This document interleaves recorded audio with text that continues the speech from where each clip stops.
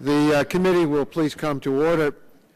Today the committee is meeting to mark up H.R. 2454, the American Clean Energy and Security Act of 2009, sponsored by myself and the chairman of the Subcommittee on Energy and the Environment, Mr. Markey. Pursuant to Committee Rule 9, the chairman and ranking minority member will each have 5 minutes for opening statements on H.R. 2454, and any other committee member who wishes to make an opening statement will have 3 minutes. Without objection, the chairman and ranking member of the Subcommittee on Energy and Environment will have 5 minutes each for their opening statements. And without objection, that'll be the order. I want to start off with my opening statement, and then we will rotate and go back and forth and call on members for their opening statements. Our nation is at a crossroads. Our economy is suffering. We are squandering billions of dollars to feed our addiction to foreign oil, and our environment is overheating. We can continue to look the other way and leave these problems to our children, or we can adopt a new energy policy for America.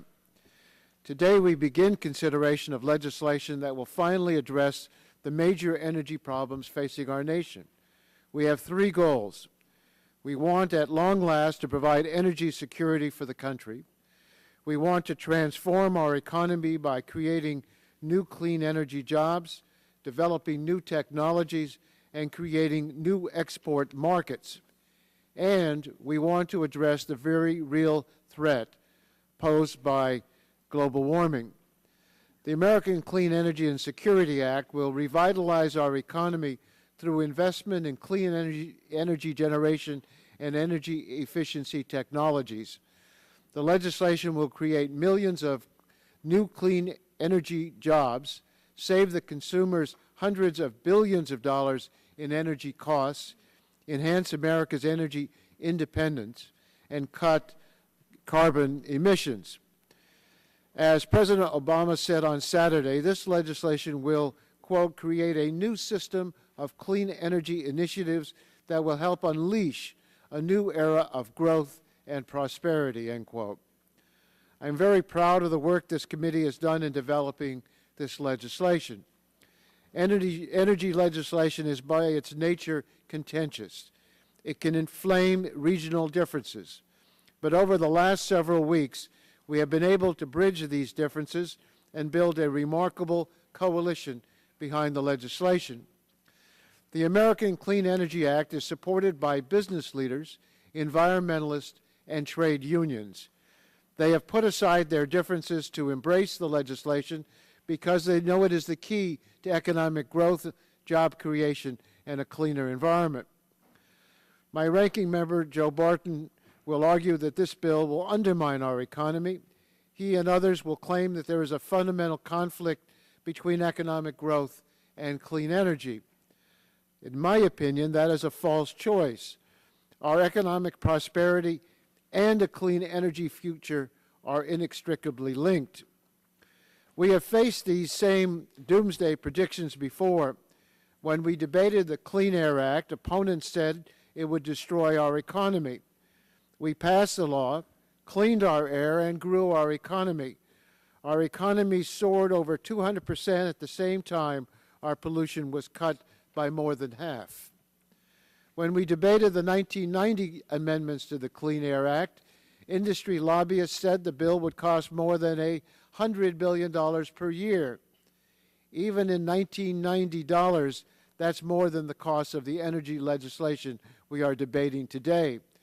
But under the leadership of then-Chairman John Dingell, we were able to forge lasting compromises. Mr. Dingell has played the same role in shaping the American Clean Energy Act.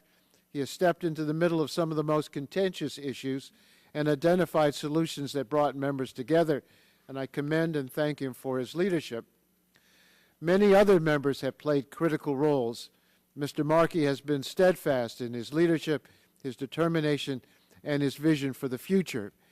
He has worked diligently both as the chairman of the Energy and Environment Subcommittee and as the chairman of the Select Committee on Global Warming. Mr. Boucher crafted a compromise on the global warming title that bridged the differences between industry and environmental groups. Mr. Doyle and Mr. Inslee showed us the path for protecting our industrial heartland. Mr. Green and Mr. Gonzalez crafted revisions that address concerns of oil refiners. Mr. Butterfield and Mr. Rush have worked to protect the interests of low-income consumers, and Ms. Sutton developed an innovative cash for clunkers proposal. On issue after issue, protection of consumers, energy efficiency, investment in research and development, electric vehicles, transportation planning, international deforestation, and many others, members of this committee propose good ideas and pragmatic and effective solutions to difficult problems. We have also reached out repeatedly to members on the Republican side. Where we receive suggestions, we have tried to incorporate them. Over the course of this week, we will listen to the Republican ideas and incorporate them where we can. The bill we are considering today is a strong bill. It will break our dependence on foreign oil, make our nation the world leader in clean energy jobs and technology, and protect our children from dangerous carbon pollution.